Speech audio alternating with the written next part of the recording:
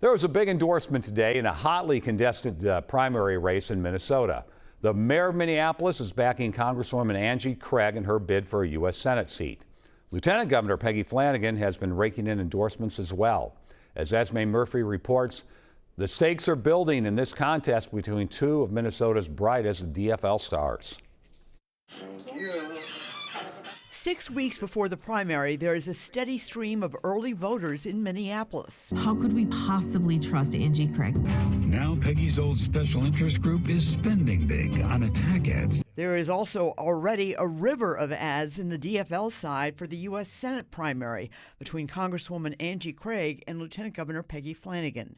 Craig now has the endorsement of both Twin Cities mayors, as well as former U.S. Attorney Andy Lugar and David Wellstone, the late senator's son.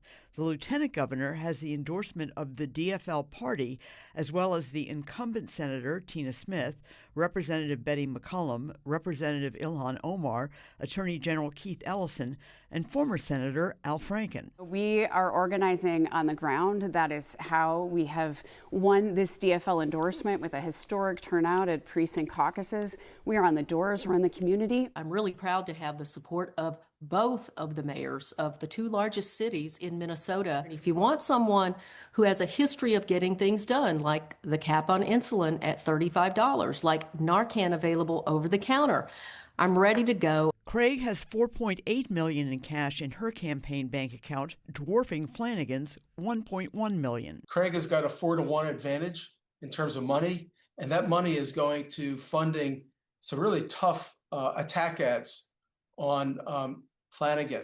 That may equalize the race a bit. Two of the biggest DFL names are sitting on the sidelines, Governor Tim Walz and Senator Amy Klobuchar. Governor Walz is not endorsing anyone at this point, and Senator Klobuchar says she is endorsing the entire DFL ticket. Well, of course, that does include Peggy Flanagan, but the senator also says she is not getting involved in the Senate race at this point.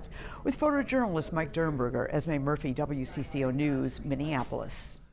The winner of the DFL primary will go up against one of these three GOP candidates. The top contenders at this point are Adam Schwarzy, Michelle Tafoya, and Royce White. The Minnesota primary is August 11th, ahead of the midterm elections in November.